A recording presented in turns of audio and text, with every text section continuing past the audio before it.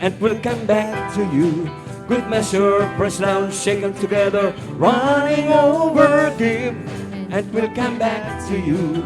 When you give to the Lord. Give, and will come back to you. Good measure, pressed down, shaken together, running over, give, and will come back to you. When you give to the Lord. Give in love, give in faith, give a joy and a smile on your face. Give us the Lord has given to you. What you give is a reflection of your gratitude, and give, and will come back to you. Good measure, pressed down, shaken together, running over, give, and will come back to you. When you give to the Lord. When you give to the Lord.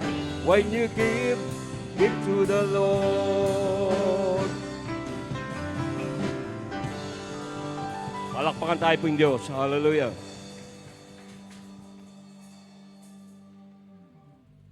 May inaya po itang palakpak.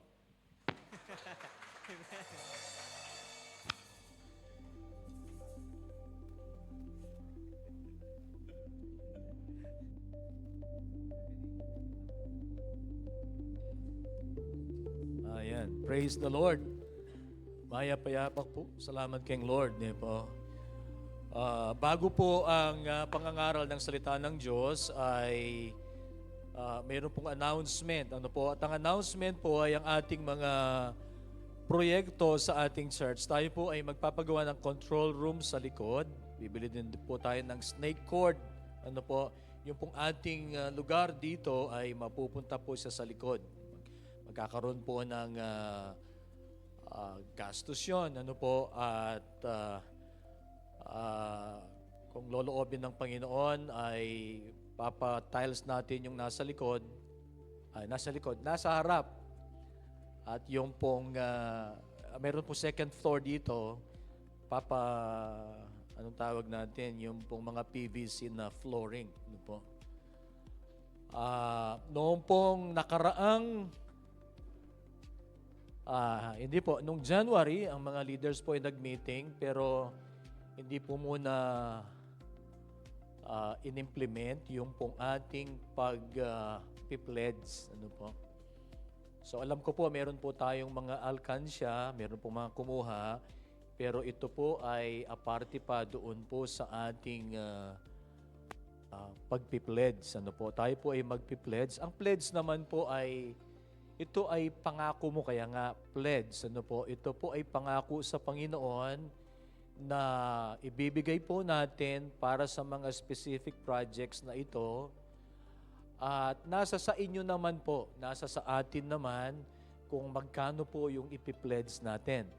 Kung gusto po ninyo, halimbawa, kasi half na po ng taon, nakalahati na natin. Parang kailan lang yung Pasko. Kapag natapos ang August, mafe-feel na naman natin yung Pasko. Ano po? Pinag-usapan po noon na tayo po ay, ang mga kabuuan po ng church ay magpi-pledge. Ang pledge po ganito, ito po ay pangako mo sa Panginoon at it is of your own volition. Ikaw po ang magdi-decide kung magkano, ano po. At kapag tayo po ay nagpi-pledge, tayo ay naniniwala na ang Diyos ay magpo-provide. Higit pa po doon sa ating, di ba, meron tayong mga regular na tinatanggap. Ano po? Ako po ay naniniwala if let's say I will pledge, halimbawa lang po, 10,000 hanggang December. Halimbawa lang po yon. If I will pledge 10,000, ako po ay naniniwala that God will provide maliban po doon sa aking mga regular na tinatanggap. Baka iyan ay isang tao na hinipo ng puso ng Diyos upang ako ay bigyan. O kaya mga hindi natin ini-expect na mga blessing o kaya mga bonuses o kaya kung sino man po, ano po. pwedeng gamitin ng Diyos na tayo po ay pagpalain dahil tayo po ay nag-pledge. Ano po? Higit pa po doon sa ating, kumbaga, if we will be true and ito ay talagang pinledge natin sa Panginoon, ako po ay naniniwala that God will provide doon po sa ating mga ipipledge. Sa next week po, tayo po ay magbibigay ng mga pledge form. At nasa inyo po kung gusto nyong magbigay. Ano po, at I believe that the Lord will provide for those pledges na ating pong ipagkakaloob sa Panginoon. Nagpapatuloy po ang ating mga Bible studies. Ano po, meron tayong discipleship kapag Tuesday, and also meron po tayong prayer meeting kapag Friday. Ayan. Dito po sa church yan, pero yung pong ating discipleship and Bible study ay yan po ay online. Ako po'y naniniwala na kapag tayo naka-online, tayo rin ay tutok doon sa pakikinig. Bagamat kung minsan, meron po tayo sigurong gagawin, pero dapat nakatuon yung ating pandinig doon po sa ating pag-aaral. Ang pinag-aaralan po natin ay patungkol po sa leadership. Ano po? Sa context po ng church. At ang mga principles naman sa Biblia ay pwede rin natin i-apply hindi lamang po sa context ng church, kundi sa context din po ng secular. Ano po? Mas maganda yun ang ating mga ina-apply. Ayan. Kung meron po kayong mga Bible, ay buksan po natin sa 1 Kings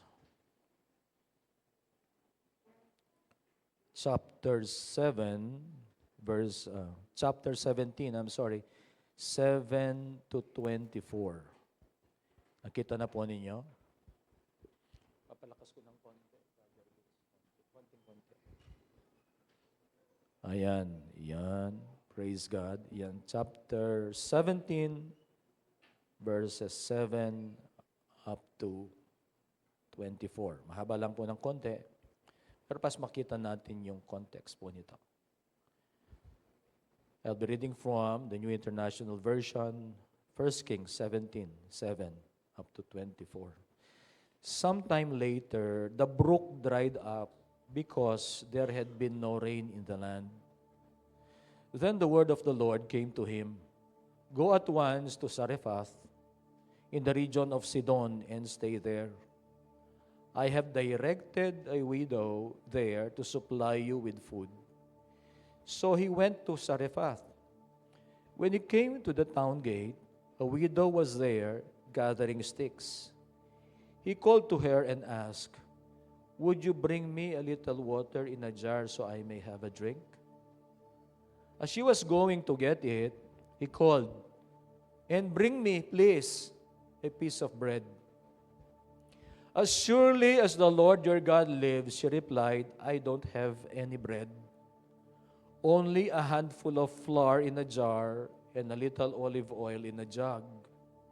I am gathering a few sticks to take home and make a meal for myself and my son, that we may eat and die." Elijah said to her, "Don't be afraid. Go home and do as you have said.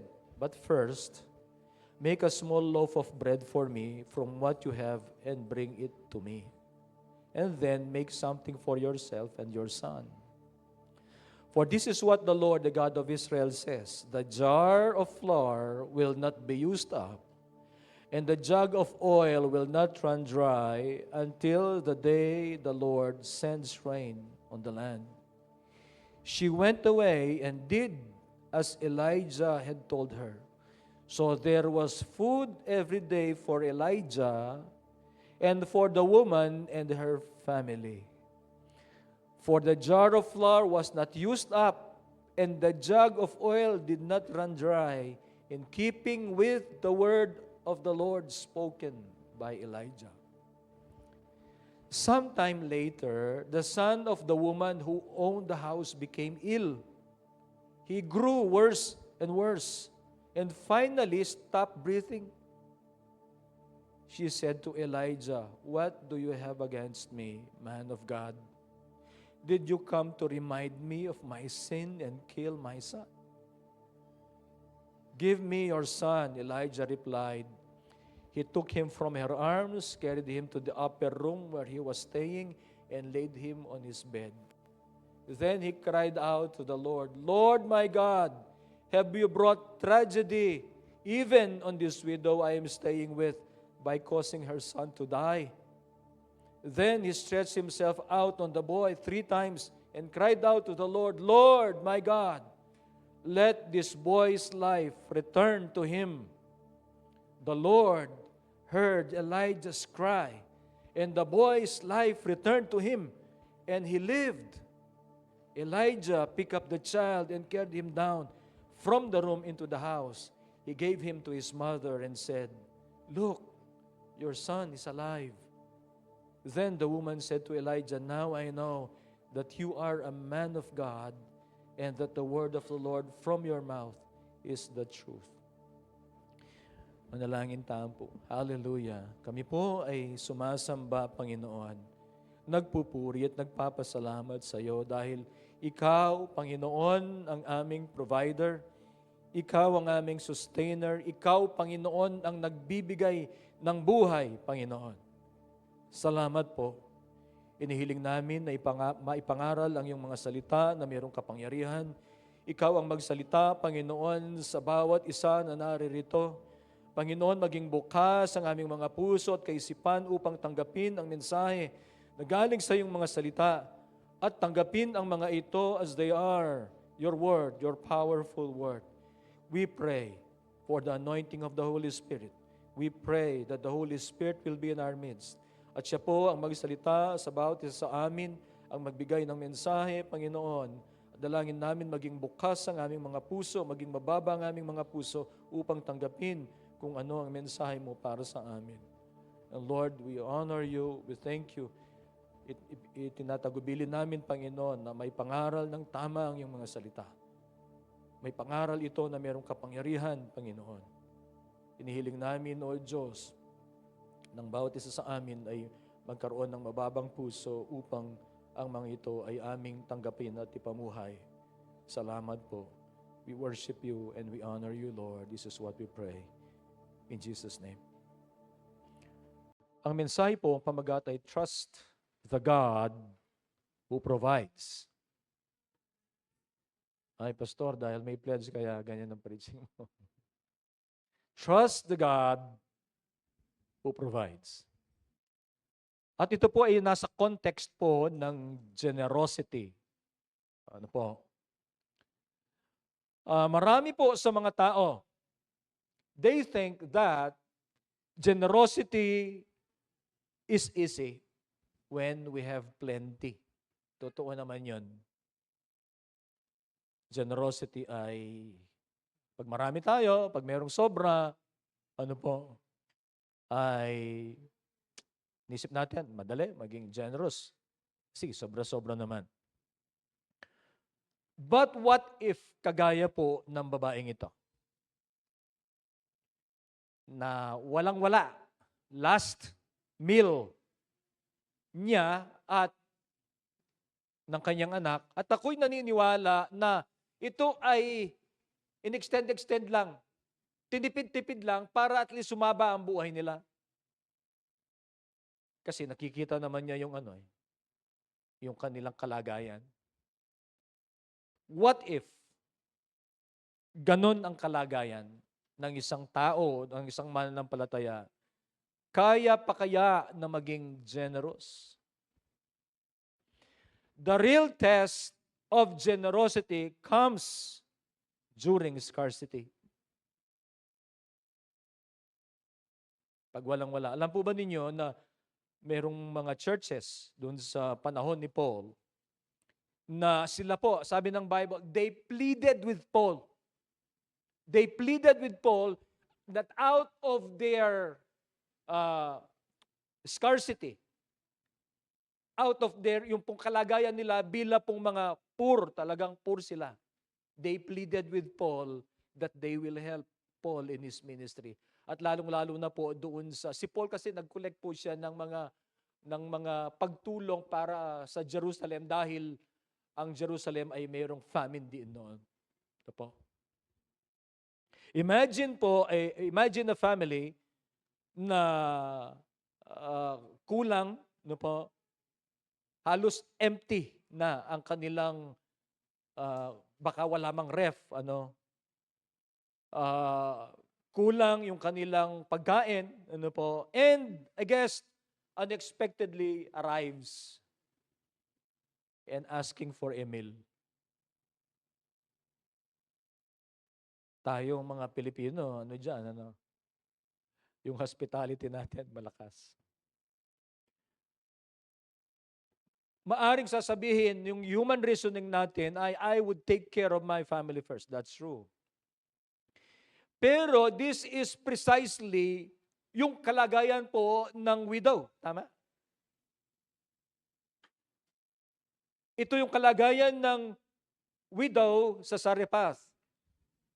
She had only enough flour and oil for one final meal.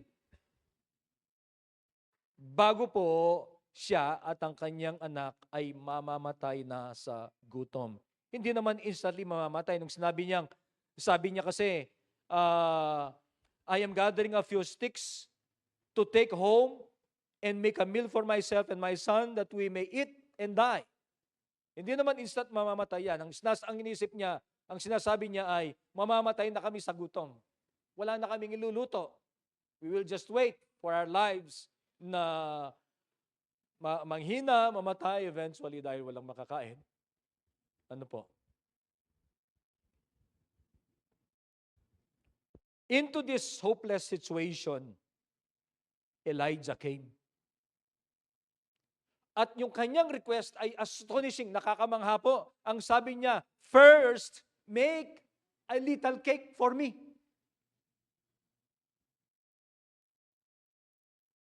Ang kalagayan po ng babaeng ito ay hindi maganda.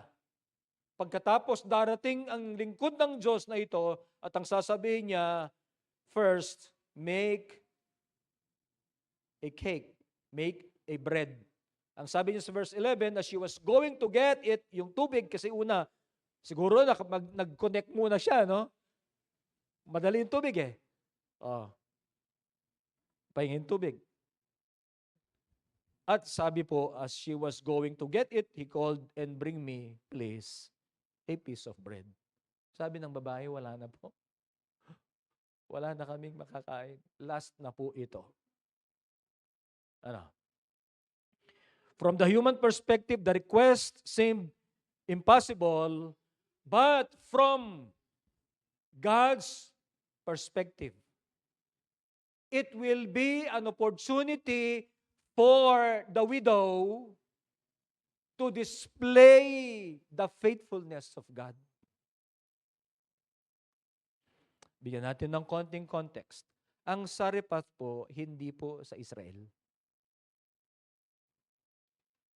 Hindi po pumili ang Diyos ng Israelite upang gamitin, pagpalain, mag-provide ang Diyos, for the whole duration po ng famine. Alam po ba, ilang taon po ang famine dito?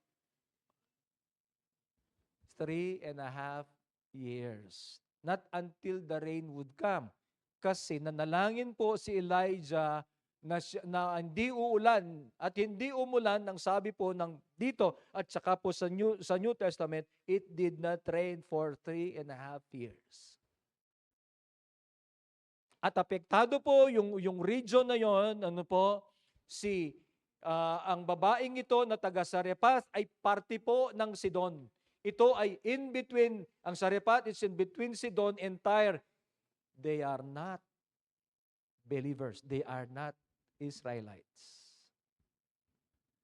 Ang iba pong turo dito, ang context, ang Diyos hindi po nagtatangi, hindi lamang po para sa Israel.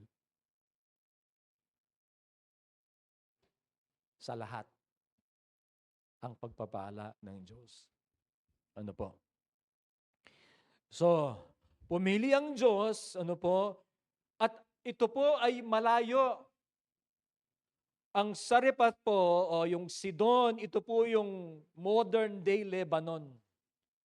At kung makikita po natin, dun sa unang mga verses, makikita natin ay si Elijah sa verse 3 ay nasa Kerith Ravine, east of the Jordan. So nasa Jordan siya, nagtatago kasi siya eh. At nung manggagaling siya ng Jordan, pupunta pa siya sa Lebanon. Hindi po madali yan. Maglalakad lang siya, wala naman siyang sasakyan, wala naman siyang motor, wala naman siyang bike. Pero pumunta siya. Ang sabi ng Panginoon, I will provide for you there. So, ganun po. From God's perspective,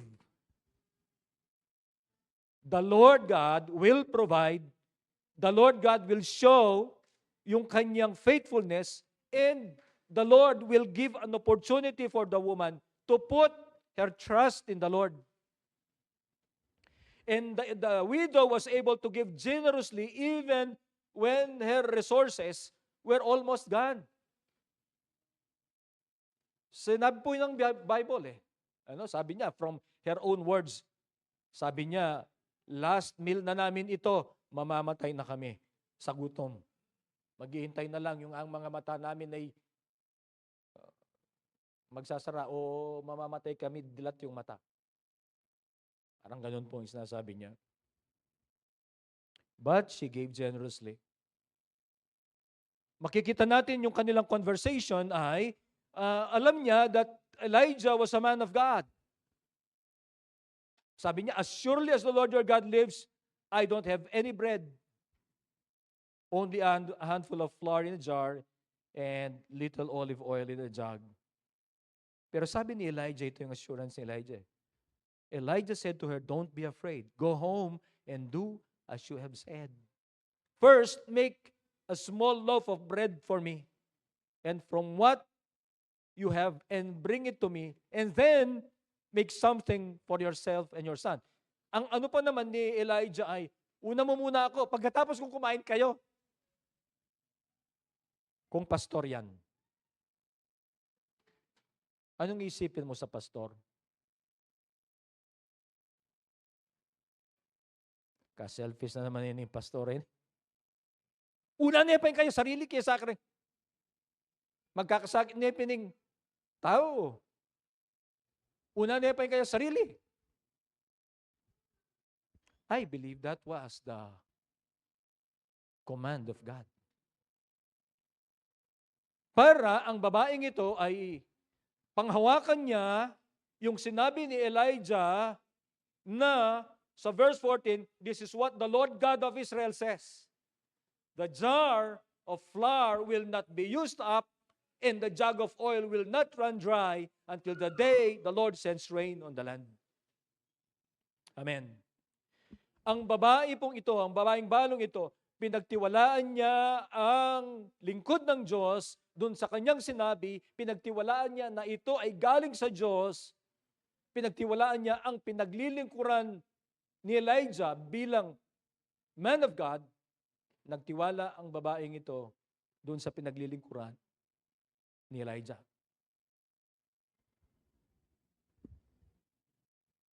And God showed to the woman and to Elijah that God is the provider, that God is the sustainer, and that God is a life giver. As we progress, malalaman po natin. Ang passage pong ito, it teaches that God often performs His greatest miracles through people who choose faith and generosity over fear and lack. Ang generosity po, it begins with trust. Makikita natin sa 7 to 12 yung pag-uusap ni Elijah at saka po ng widow sa Sarephath. As surely as the Lord your God lives. Parang in-acknowledge niya na this is the man of God at in-acknowledge niya na meron siyang Diyos. Ano po? As surely as the Lord your God lives, I have only a handful of flour for me and for my son. Ka makakayabi.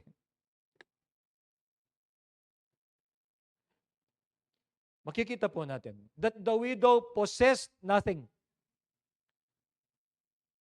Of course, meron siyang bahay. Pero what's the use of her bahay kung mamamatay na siya sa gutom? Anong kanyang kalagayan? She was a widow. Alam po natin na even in the New Testament, mas matagal po ito, na sila ay nakadepende lamang, ang mga babae no, nakadepende sa kanilang mga asawa. Buti ngayon, nagtatrabaho. Pero noon, kahit na po yung mga walang gaanong mga karapatan yung mga babae. Ano po? Mga pagboto, ganyan, wala naman.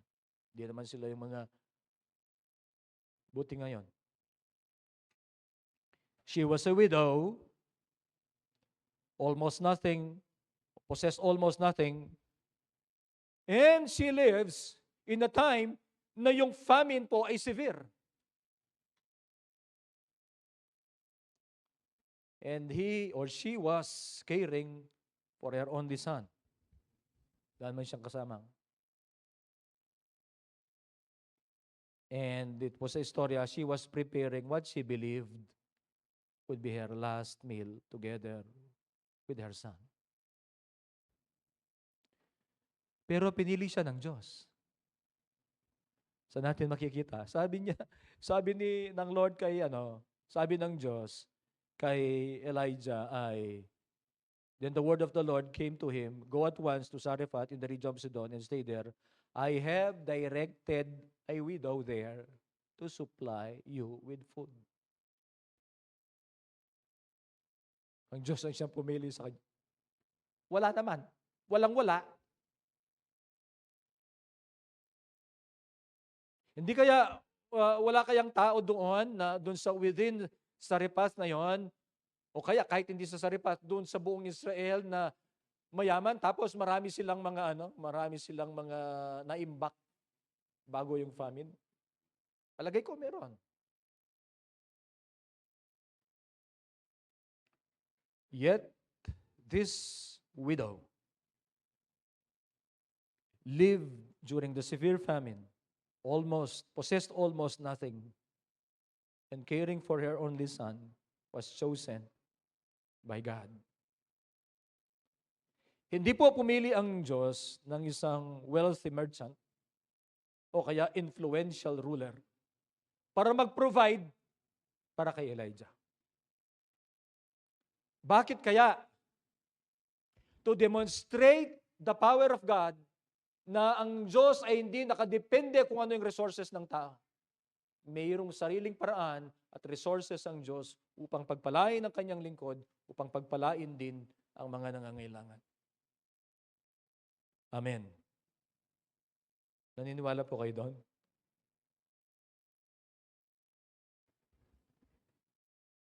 Generosity begins when resources end. Kaya ng Diyos. Hindi tayo nagtitiwala lamang doon sa kung ano ang meron tayo. Hindi lamang tayo nagtitiwala doon sa mga laman ng ating mga bangko. Bagamat marami ang laman nyo sa bangko. Si Brother Rufing, tumatawa. Brother Ping, papasalamat tayo sa Panginoon sa pagpapagaling sa iyo. Palakpakan naman natin ang Panginoon.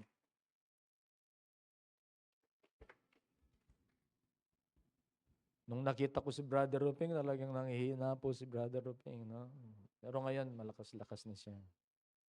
Praise God. Patuloy nating ipag-pray si Brother Rupino Cristobal Jr.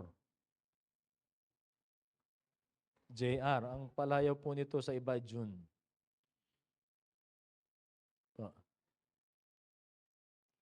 Na ipakita ng babaeng ito, kahit wala po siyang resources, ay ipinakita niya yung generosity Sapagkat, ako'y naniniwala, ano po, pinanghawakan niya yung sinabi po ni Elijah that the Lord, yung sabi niya, don't be afraid, go home and do as you have said, ano po, for this is what the Lord, the God of Israel says, the jar of flour will not be used up, and the jug of oil will not run dry, until the day the Lord sends rain on the land. Hindi ko po alam kung saang parte ito ng famine, dahil wala pong binanggit dito. Pero ako'y naniniwala, ito ay yung mga first part ng famine. Mga 6 months siguro? I really do not know. Pero kung ito ay 6 months pa lang ng famine, ano po, o sabihin natin 1 taon, mayroon pang 2.5 years na bubunuin po ang buong land na ito, maging yung mga nasa community, ano po, ng community of bansa dyan. Mayroon pa silang, kung yung time na ito, sabi ko nga, let's say, yung taon na naka first year na, halimbawa, ang tagal pa.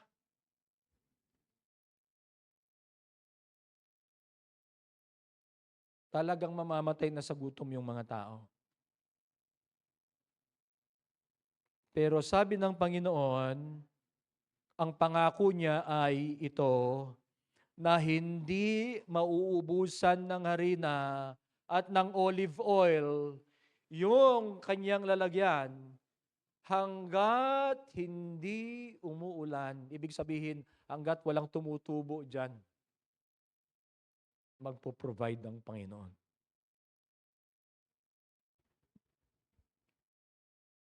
God is looking for trusting people, yung mga nagtitiwala sa Kanya, upang i-accomplish ang Kanyang purpose.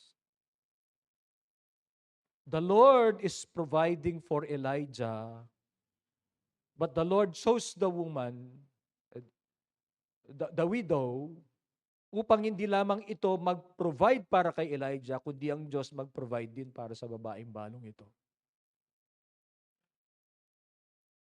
Parang kagaya rin po ito nung sa Egypt. Ako po'y naniniwala na ang Diyos ay hindi lamang niya pinakita ang kanyang kapangyarihan para sa mga Israelites, pinakita rin niya ang kanyang kapangyarihan kay Pharaoh upang makita ni Pharaoh yung mga supernatural na gawa ng Diyos upang ang Pharaoh ay manampalataya din sa Diyos. Pero ayaw niya. Hindi ba?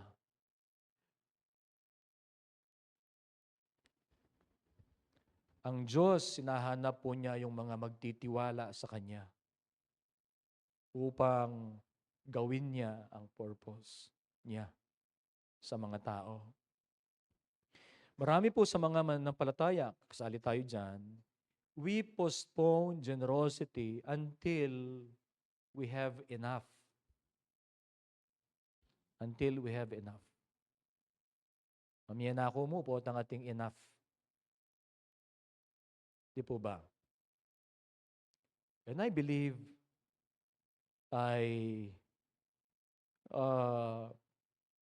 we have that mindset. Yun po. Because tayo kasi nag-iisip yung practical. Tama? Paano ako magbibigay? Wala naman talaga. Yung practical. Ano po? Meron nga ang kasabihan, we cannot give what we do not have. Okay? Pero ang pinag-usapan po natin dito ay yung pinopostpone ba yung generosity until, parang sinasabi natin, kumbaga meron naman, pero hindi tayo nagiging generous because we think na eksakto lang sa akin. Eksakto lang sa aking pamilya. Pero pag meron po tayong word from God na let's say, He commands us, o conviction sa ating mga puso, to give to a person, maging generous, ano po? Ito pong sinasabi ng Panginoon, trust me first. Trust me first. And I will take care of the rest. Niniwala po kayo doon? Trust me. Ito po ang istorya ng babaeng balo, tama? Inuna nga niya si Elijah eh. Pero meron siyang pangako galing sa Panginoon. Mayroong siyang pinanghahawakan na pangako galing sa Panginoon. Ano po yun? The jar of flour will not be used up. Sino bang nagsabi niyan sa verse 14? Sige po, sige natin yung verse 14.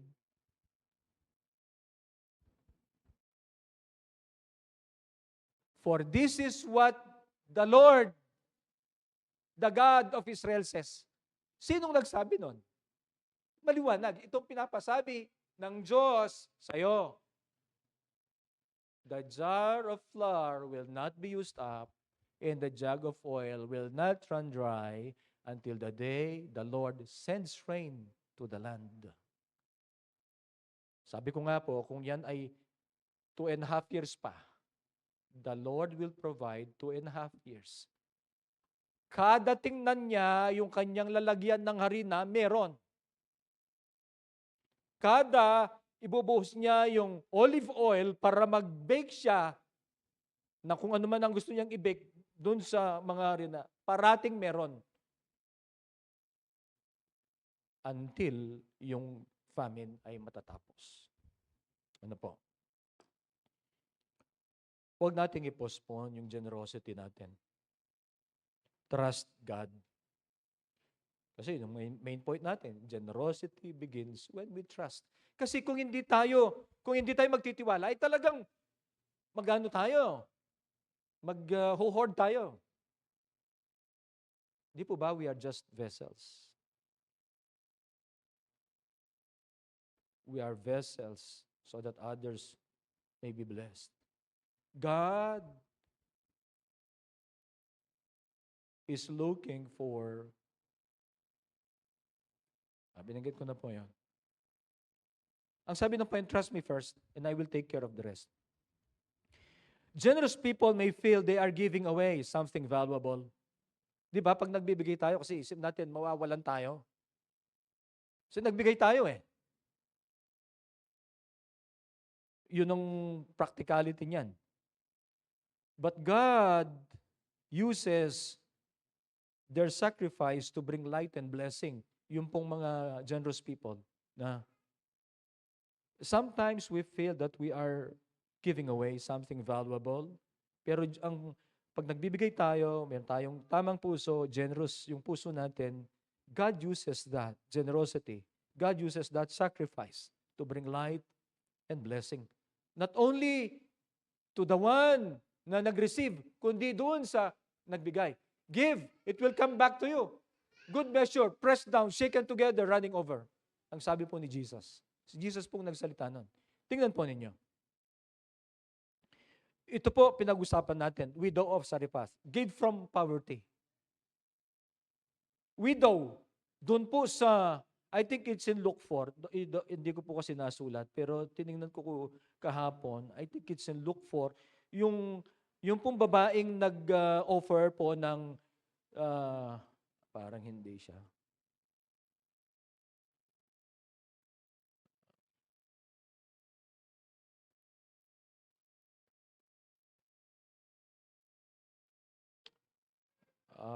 Hindi ko po nasulat yung verse. Yung pong babaeng, kung matatandaan po ninyo, yung babaeng balo rin. No? Ang Diyos, ginagamit niya yung mga babaeng balo. Doon po sa pag-offering, nakita po ninyo, yung offering po ng mga tao, tinitingnan ni Jesus. Nag-offer yung babae. Bakit natin alam yung, alam ni Jesus yung nagsabi nito eh. Nakita niya, nag-offer yung babaeng balo po ng 2 copper coins. At ito po ay, ang sabi po, mas mataas pa yung penny. Ang penny ay 10 cents. 10 cents. Talagang, ano po ito, talagang yung kanyang in-offer ay Para sa iba, kung titingnan nila, walang value. Pero para kay Jesus, sabi ni Jesus ay, kumpara doon sa mga nag-offer out of their abundance, sobra. Yung babaeng ito mas nakahigit dahil, they gave out of their wealth, but she, out of her poverty, put in everything, all she had to live on. Mas in-appreciate ng Panginoong Jesus yang nagbigay na yan. Because she gave all. She gave everything. She put everything. Kahit 2 copper coins lang. Makikita natin that the Lord looks at the heart talaga. Ano po?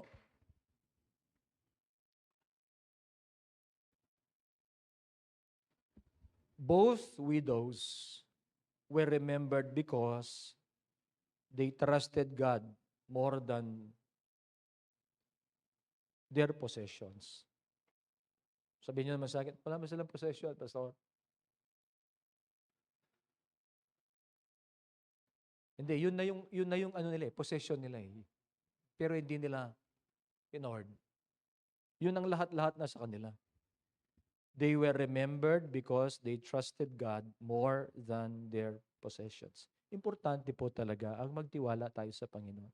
Kasi ganito, kahit na meron tayong mga, let's say, mga possessions, pwedeng mawala ang mga yan. Tama? Sabi ni Jesus yun eh. Di ba sa Matthew? Sabi niya pwedeng mawala yan. O kung halimbawa may nagkasakit. Dito pa naman sa Pilipinas, pag nagkasakit ka. Sabi ni Jesus, wag yung tiwala ilagay natin diyan sa mga possessions. Sabi niya, ilagay natin sa Diyos. Am I trusting my savings in the bank or my possessions? Or are we trusting God's promises? Sana doon tayo ay nagtitiwala sa mga pangako ng Diyos. Hindi doon sa kakayahan natin, hindi doon sa kung ano ang meron tayo, kundi sa mga pangako ng Diyos. Do I give only when it is comfortable? What is God asking me to surrender today? Alam po ninyo, ang pagtitiwala sa Diyos, hindi lamang mga bagay na financial, material. Tayo ay tinatawag ng Diyos upang ang buong buhay po natin ay pagtiwala natin sa Kanya. Amen. Huwag nating ipagkait yung ating sarili. Sapagkat, ibig ko po sabihin, ipaglingkod natin. Kasi tingnan po ninyo, doon po sa libro ng Ecclesiastes, ang sabi po ng pinakamatalinong namuhay sa buong mundo, si Solomon, sabi ng Biblia yun, siya yung pinakamatalino. At talagang matalino siya. Sige po, wala po ito sa preaching. Just to emphasize na matalino ito. Meron pong queen from the east, ang pangalan po niya ay Sheba. Ang sabi niya ay, sobra naman magbalita ang mga tao. Lang. Siguro matalino. Sabi niya, doon sa istorya. Siguro matalino, no? Tsaka, kasi yung mga balita, sobra. Yung nakakamangha talaga. Yung mga pumunta doon, tapos babalita nila, talagang nakakamangha si Solomon. Siguro yung mga nila. Pumunta siya. Nung siya pumunta, ang sabi niya, wala man sa kalahati yung mga nababalitaan ko. Yun lang mga kung saan nakalugar yung kanyang mga tagapaglingkod, sabi niya. Talagang nakakamangha, po. Pero ang sabi po ni Solomon sa Ecclesiastes, sabi niya sa Ecclesiastes chapter 12, nung mag-conclude siya,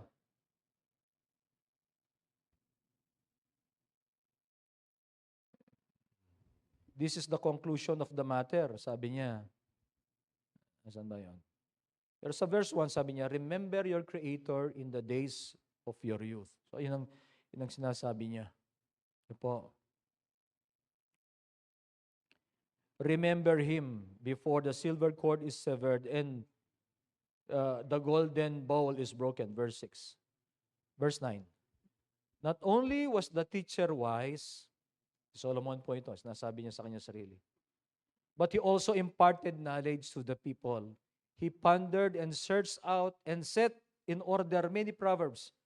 Siya po ang halos nagsulat sa Proverbs. The teacher searched to find the just and find the just. The teacher searched to find just the right words, and what he wrote was upright and true. The words of the wise are like goads, their collected sayings like firmly embedded nails given by one shepherd. Be warned, my son, of anything in addition to them. Verse 13. Basahin ko na rin po yung part ng verse 12, 12b. Sabi niya, of making many books there is no end, and much study, where is the body? 13. Now all has been heard. Here is the conclusion of the matter. Fear God and keep His commandments, for this is the whole duty of all mankind. Pero sa first part niya, sabi niya, everything is useless. Ano yung conclusion niya? Fear God and keep His commandments. Yan. Balikan po natin yung text natin.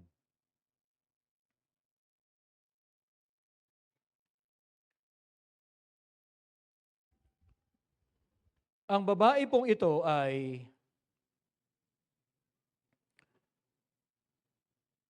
nung kinumad po ni Elijah, it's as if that was unreasonable. Ano po? Kasi sabi niya sa verse 13, first make me a small loaf. Pero tingnan po natin yung order. Order ng verse 13. Elijah said to her, don't be afraid, go home and do as you have said. But first, make a small loaf of bread for me, and from what you have, and bring it to me, and then make something for yourself and your son. Ano sabi po ni Elijah?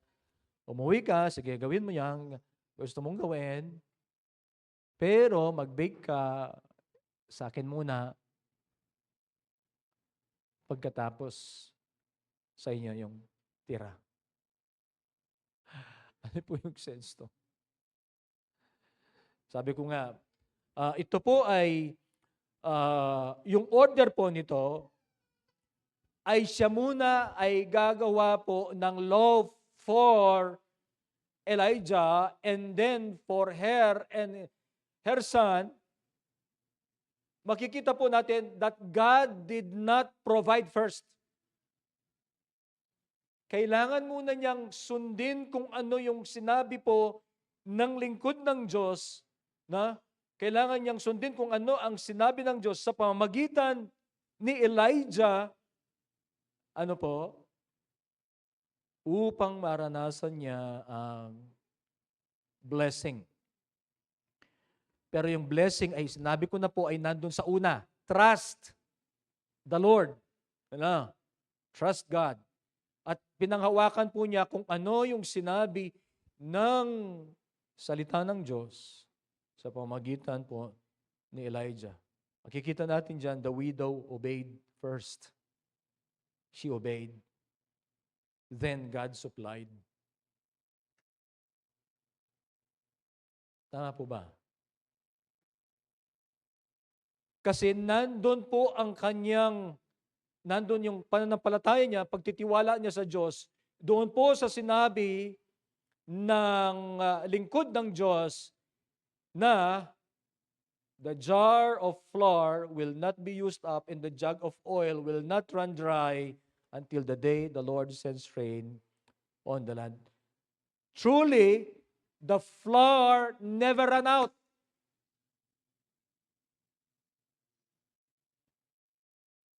Saan natin makikita yan? Sa verse 15. So, she went away and did as Elijah had told her. So there was food every day for Elijah and for the woman and her family. Tapat ang Diyos sa kanyang pangako. Sabi kasi niya, hindi mawawalan. For the jar of flour was not used up, and the jug of oil did not run dry, in keeping with the word of the Lord spoken by Elijah. God is a faithful God. Amen. Faith obeys before seeing the miracle. Sometimes we are tested to trust the Lord first before the miracle. Di po ba ang faith, sabi ng 11:1 ng Hebrews, faith is being sure of what we hope for and certain of the things we do not see. Faith muna, obey muna, maniwala muna before seeing the miracle. God blesses obedience rather than convenience. Ito po. Pag-araw po o pagpanahon ng pagtatanim. Pag maulan, July, August, panahon ng pagtatanim ng palay. A farmer plants yung precious seed. Pero hindi yan mag-e-expect ng, kung halimbawa isang kabanyan at yan ay pag tinanim mo magiging 30 o kaya 60, hindi po yan mag-e-expect na isang kaban din yung kanyang aanihin. Huwag mo nang itanim. Kung ganun pala, kainin mo na lang kung walang balik. Tama? Huwag ka nang mag-invest. Investment yun eh. Pero tanong, nakakasigurado ba siya na babalik yun? Hindi naman. Merong risk. Baka malunod yung mga seeds. Hindi tumubo. O kaya magkaroon ng El Nino. Walang harvest. Maraming risk. Pero magtatanim po yan. From a human perspective, he is losing seeds. But in reality, that farmer is preparing for harvest. Dapat makita natin yung generosity, ganon. It works the same way. Giving is not losing. Giving is planting. Maliwanag ang salita ng Panginoon. Sabi niya, give, it will come back to you. Good measure, pressed down, shaken together, running over. Amen. Many Christians can testify that when they faithfully gave their time, finances, or abilities to God's work, they did not become poorer. Yung mga pagbibigay po ba ninyo naging dahilan upang kayo maging mahirap? Magpapatotoo po kayo. Hindi ba't yun yung nagdala sa atin, kung babalikan natin, yan ang mga pagkakataon na tayo po ay binless ng Panginoon. Duman tayo sa mga mahirap na sitwasyon, pero tayo inanatiling tapat sa Diyos. Ibinigay natin ang ating buhay, binigay natin yung ating panahon, ang ating finances, maglingkod sa Panginoon, nagtitiwala tayo na mayroong balik yan sa atin. Totoo yan. It will come back to you. Good measure, pressed down, shaken together, running over. Huwag nating ipagkait yung time natin sa Panginoon. Huwag nating ipagkait yung mga abilities natin sa Panginoon, ang buhay natin sa Panginoon, ang finances natin sa Panginoon. Dahil hindi ka magiging poor dyan. Hindi. Ewan ko kung naniniwala kayo dito. Dapat maniwala tayo. Salita ito ng Panginoon. It will come back to you, sabi niya. Good measure, pressed down. Si Jesus po nagsasalita po nun. At marami ang magpapatotoo sa inyo. Na marami po yung yung dinaanan natin sa buhay, yung kawalan, kasalatan sa buhay, ano po? Ngayon, hindi tayo salat. Because you gave your time, you gave your finances, you gave your abilities to God's work. You did not become poor. Si David po, ganito sabi niya, I was young, and now I am old, but I have never seen the righteous forsaken or their children begging for bread. If you are a first generation Christian, bawa ikaw yung nauna sa na mananampalataya. Let's say, pati yung mga parents mo nasaan po sa Panginoon, pati yung mga generation sa'yo. Kung ikaw ay nag-struggle when you came to know the Lord, struggling, mahirap, yung next generation mo, hindi na maghihirap. Base dun sa sinabi ng salita ng Panginoon, galing kay David, sabi niya, I was young and now I am old, but I have never seen the righteous forsaken or their children begging bread. Magkakaroon po yan ng pagbabago. Pagbabago ang direksyon ng buhay nila, pagbabago nung hindi lamang yung direksyon ng buhay ng first generation na Christian, maging yung kanyang saling lahi. Magkakaroon ng ibang direksyon ng kanilang buhay, papunta doon sa pagpapala ng Diyos. Yun ang sinasabi ng Biblia. Mag-iiba ang direksyon mo, papunta sa pagpapala. At maraming magpapatotoo sa inyo niyan. Na hindi kayo iniwan ng Panginoon. At hindi kayo naging mahirap dahil sa inyong pagkakalob ng inyong buhay sa Panginoon. Hindi.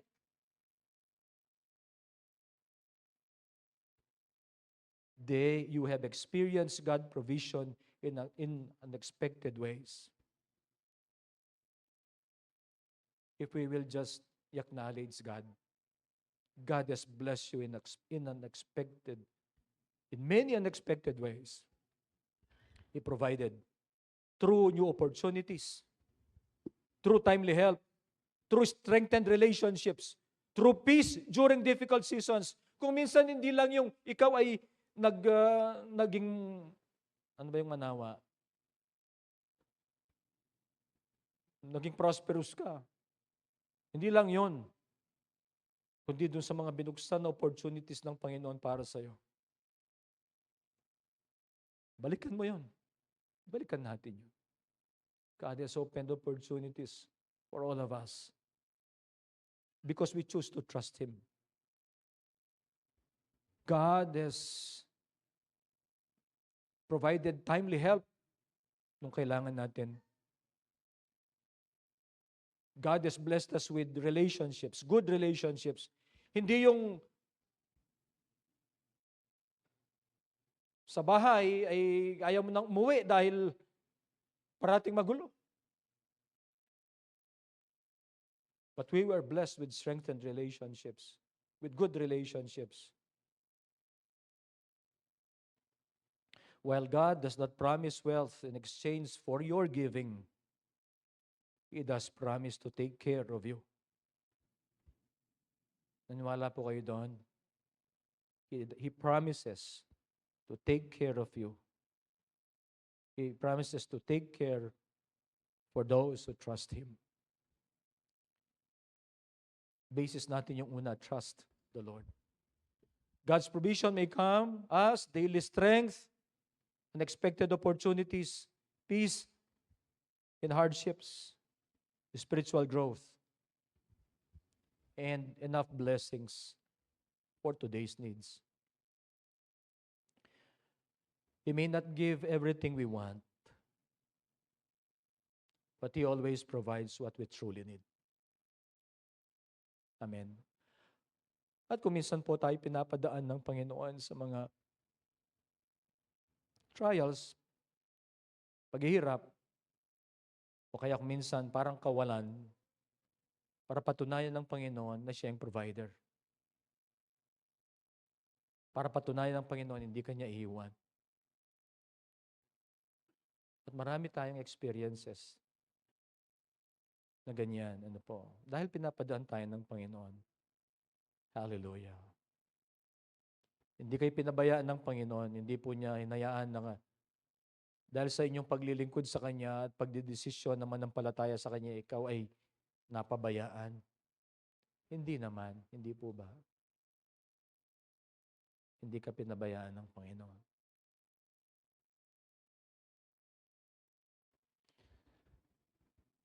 This woman, she trusted God, this widow, and she experienced God's generosity and provision.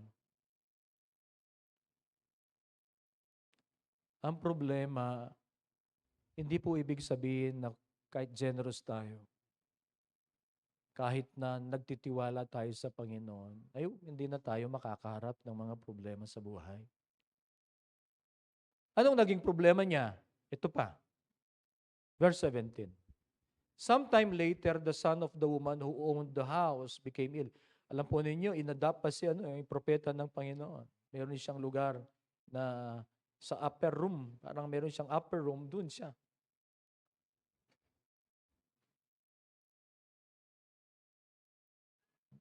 The son of the woman became ill. He grew worse and worse and finally stopped breathing. Namatay ang anak, nag-iisang anak.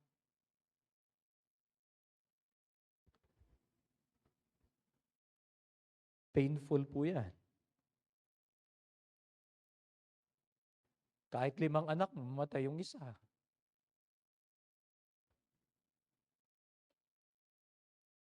Anong mararamdaman mo? Her son died.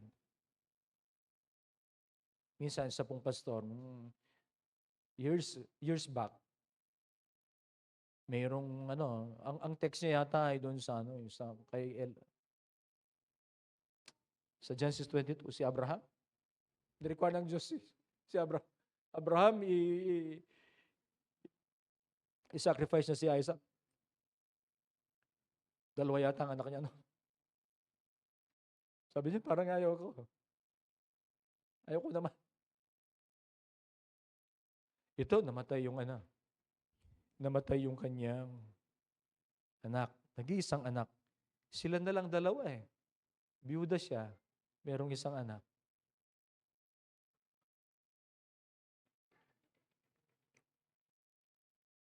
The story did not end with the flour and oil. The story did not end dun sa nagpo-provide ang Panginoon. The story ends dito sa istoryang ito. Dito sa pangyayaring ito. The widow's son died. Sino ang magulang na mamamatay po ang kanyang anak na hindi masishake ang kanyang faith?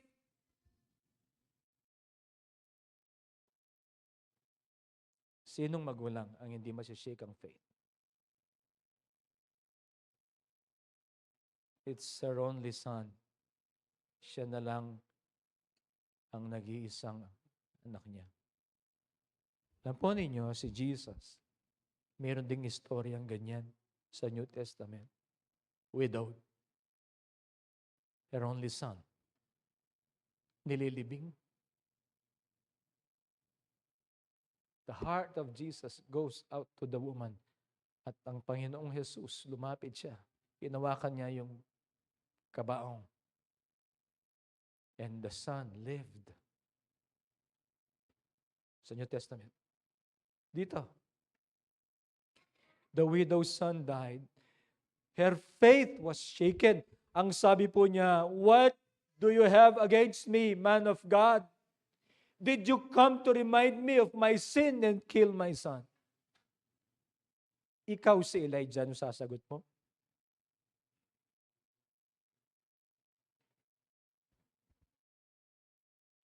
Itong babaeng ito, kinupkup po niya si Elijah. Of course, God provided. God provided for the woman. Pero makikita mo yung generosity ng babaeng ito. Makikita mo yung kanyang trust sa Panginoon. Makikita mo yung kanyang paggalang sa lingkod ng Diyos. Anong sasabihin mo kung tatanungin ka ng ganon? Ang sagot lang ni Elijah, "Give me your son." Elijah replied.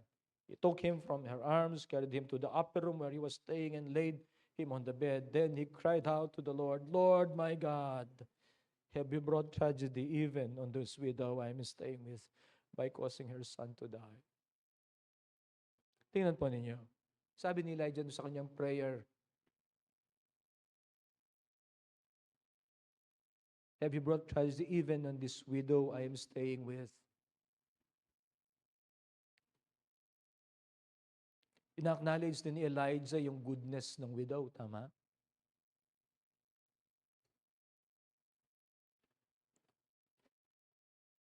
Imaginein po yung scenario, yung sitwasyon. Elijah prayed, and God restored the child's life.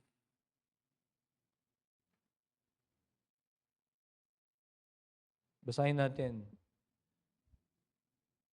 Then he cried out to the Lord, "Lord my God, have you brought tragedy even on this widow I am staying with by causing her son to die?" Then he stretched himself out on the boy three times, and cried out to the Lord, "Lord my God, let this boy's life return to him." The Lord heard Elijah's cry, and the boy's life returned to him, and he lived. Hallelujah. Elijah picked up the child and carried him down from the room into the house. Hindi po matagal ito. Hindi matagal. Kasi nandun pa siya sa taas. Binaba niya. He gave him to his mother and said, "Look, your son is alive."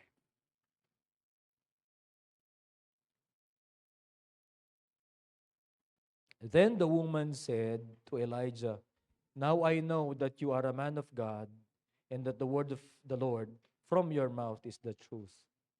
Sabi niya, she confessed at the end, ito yung kanyang confession. Sabi ng widow, "Now I know that you are a man of God." Ang istorya po niya ay nag-umpisa doon sa nangangailangan siya magluluto siya ng pagkain. At pagkatapos, wala na. Mamamatay na kami, sabi niya. Her story began by, needing food. Magluluto ng pagkain. And the story ended knowing God more deeply. That the Lord God is not only a provider, the Lord is a life giver. The Lord God is not only provider, the Lord God is not only sustainer. Sinustain po niya ng Diyos sila. Tama? For the whole duration of the famine. The Lord God is not only provider, sustainer. The Lord is a life giver. Amen. She began the story na hindi kilala ang Panginoon, naniwala sa Panginoon, nakilala niya as provider and sustainer. Sa kahuli-hulihan ay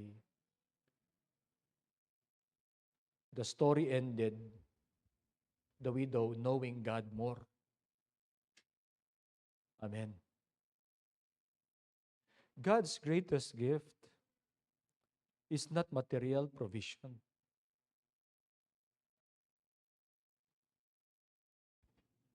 His greatest gift is Himself.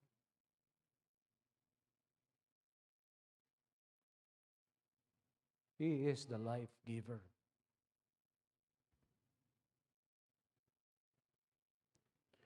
Ang generosity, yung generosity niya, na nagsimula doon sa pagtitiwala niya sa Panginoon, ito po yung naging daan upang siya ay magkaroon ng malalim na relasyon sa Diyos.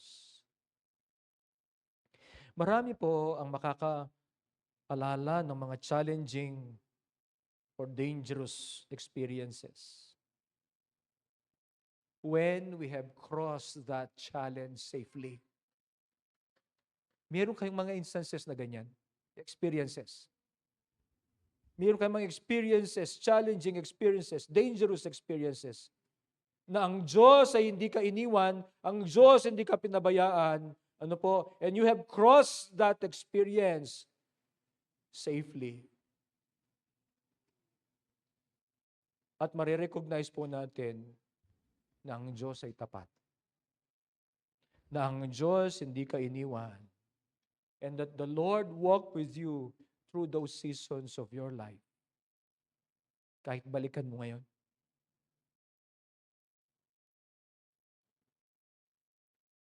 Kahit na yung mga sinasabi natin hindi natin kakayanin ay kinaya natin dahil hindi ka iniwan ng Diyos.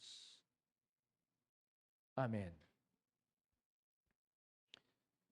Si Abraham, he offered his son in obedience and came to know that God was a provider. Nung naglalakad po papunta dun sa bundok, alam ni Abraham, ang sabi niya, alam niya na isa-sacrifice niya si Isaac. Ang sabi ni Isaac po doon nung papunta na sila sa bundok, kasi sabi na, maiwan kayo dyan, sabi niya sa mga servants. Tapos, matalino si Isaac, kasi sabi niya, mag-offer tayo doon. Ang sabi po ni Isaac, the fire and the wood are here. Where is the lamb to be sacrificed? Ang sabi po ni Abraham, in the mountain of the Lord will provide. And God has provided, tama? Nung ang isa-sacrifice na po ni Abraham si Isaac, sabi ng Panginoon, do not lay your hand on the boy. Pagkatapos, sinalis na yung tanong, what a relief. What a relief. Tapos, nung maalis po siya, meron siyang nakita doon, na-trap yung ram, yung kanyang mga sungay doon sa thicket. At yung sacrifice. Nung sa test yun ni Abraham, na when he offered his son in obedience, he came to know God as the provider. Doon po natin makukot yung Jehovah Rapha. Jehovah Jireh. The Lord provides. Ano po? The widow offered her last meal and came to know that God was a provider, that God was a sustainer, and that God was a life giver. Dami niyang napatunayan. Ano? At tayo po, marami tayong mapapatunayan sa kabutihan at kapangyarihan ng Diyos. Kung minsan po, God allows us to experience need so that we can discover who He is. We discover that He is sufficient, that He is more than enough. Nung mga bata po, ang mga anak ko ay parati kaming nakikinig doon sa mga kanta, ng mga gospel songs na pambata. Mayroon pong isa doon si Jimmy, ang pangalan po niya Jimmy. Siya po ay mahirap, sila ay mahirap. Doon po sa tape yun, mga tape po yun eh. Sabi doon sa awitin, bagamat siya'y mahirap, tapos ito yung kinala niya, part of the song ito. Ito.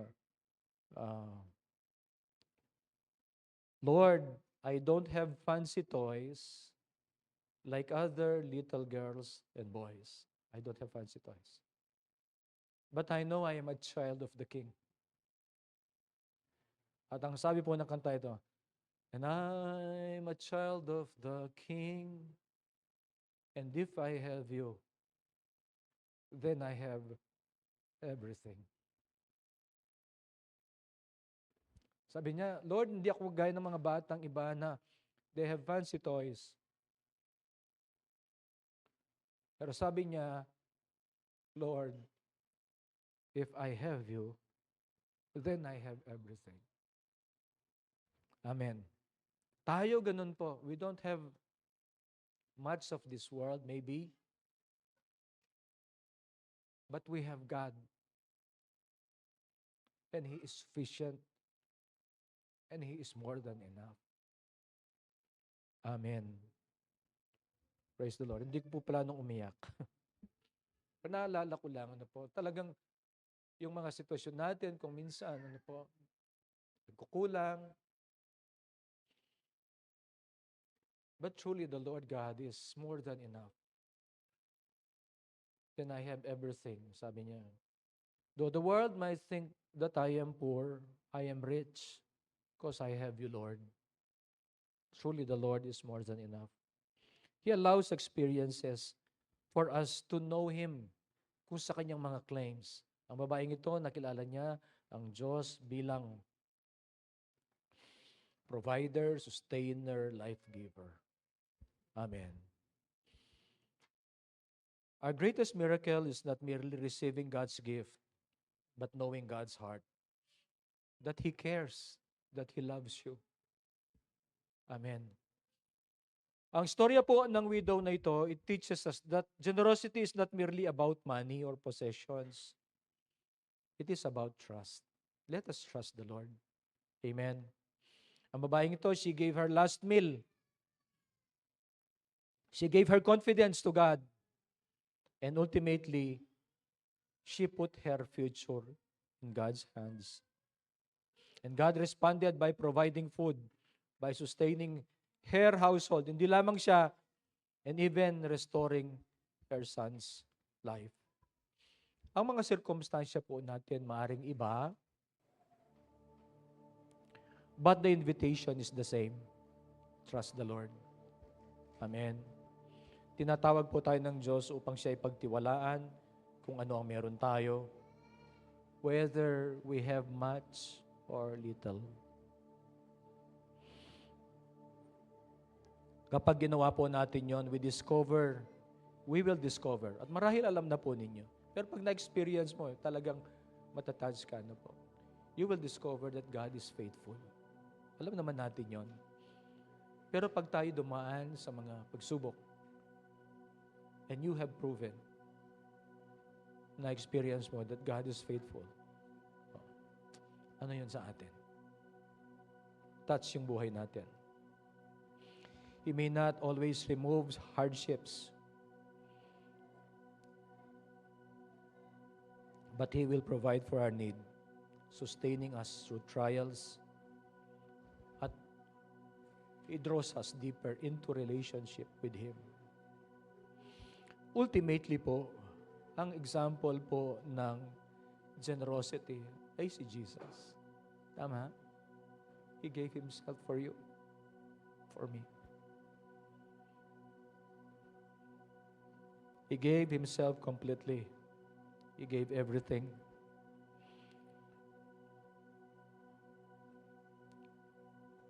At sinasabi po niya, magtiwala tayo sa Diyos.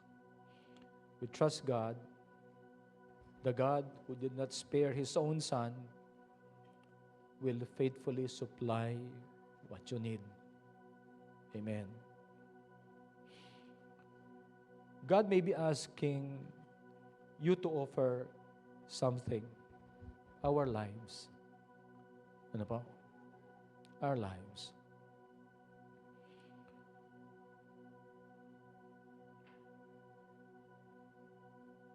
O tayo po ay pwedeng dumaan sa mga pagsubok, mga hamon ng buhay. Tinuturuan po tayo ng Diyos, and He desires that we trust Him kung ano man yung kinakaharap natin. Amen. Sana po ang gawin natin ay magtiwala tayo sa Diyos, may hawak ng ating mga buhay. Let us continue to put our lives in the hands of God who provides, who sustains, and who gives life. Tayo pong lahat ay tumayo. Thank you for loving us, O God. We love you, Lord. Blessed assurance, Jesus is mine. He's been my fourth man in the fire, time after time. Born of His Spirit, washed in His blood, and what He did for me on Calvary is more than enough. Hallelujah.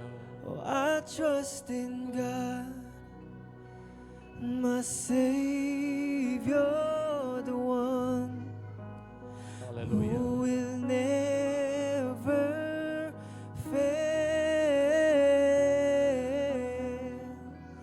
He will never fail. Oh, I trust in God, my Savior, the one who will never fail. He will never fail. Never fail. Never fail. Perfect submission, Salamat po. all is at rest. I know the author of tomorrow is ordering my steps. So this is my story, this is my song. I'm praising my risen King and Savior all the day long. Oh, I trust in God, my Savior, the one who Trust in you, will Lord. never fail. He will never fail. Oh, I trust in God. I trust in God, my Savior, the one who will never fail. He will never fail. I sought the Lord, and He heard, and He answered. I sought the Lord, and He heard, and He answered. I sought the Lord, and He heard, Salamat and po. He answered. That's why I trust Him. That's why I trust Him. I sought the Lord, and He heard, and He answered. I sought the Lord, and He heard, and He answered. I sought the Lord, and He heard, and He answered. That's why I trust Him. That's why I trust Him. I sought the Lord, and He answered. I sought the Lord, and He answered. I sought the Lord, and He heard, and He answered. That's why I trust Him. That's why I sought the Lord. I sought the Lord, and He heard, and He answered. I sought the Lord, and He heard, and He answered. I sought the Lord, and He heard, and He answered. trust in God, my Savior, the one who will never fail. He will never fail. Oh, I trust in God. I trust in God. Oh, my Savior, the one who will never fail. He will never fail. Let's sing and declare, I trust in God, my Savior, who will never fail. Hallelujah. Yes, Lord. He will never fail. Hallelujah. I trust in God. I trust in God, Hallelujah. my Savior, the one We who worship you. will never You will never fail. fail us. He will never You will never fail. fail. Thank you, Lord. Turuan mo kami, O Diyos, na patuloy na magtiwala sa iyo.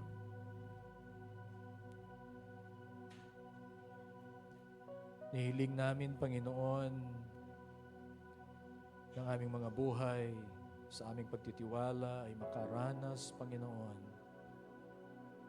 ng iyong pagpapala, ng iyong pagkilos. Makilala ka namin, Panginoon, in a deeper way. Teach us to be generous. Teach us, Lord God, to invest our lives in the work of the Lord. Invest our lives sa paglilingkod sa Panginoon. Salamat po. Panginoon, Ikaw ang patuloy na magtanim ng mensaheng ito sa aming mga puso. At kami, Panginoon, ay sumunod. Kami, Panginoon, ay patuloy na manampalataya at magtiwala, Panginoon, sa iyo. Salamat po. May we continue to experience the power and the presence of the Holy Spirit in our lives. Salamat po. Magbukas ka ng mga pagkakataon para sa aming mga buhay, Panginoon, upang lalo ka naming makilala. Hallelujah. Lord, we honor you. We thank you, Lord. This is what we pray in Jesus' name. Amen. Amen.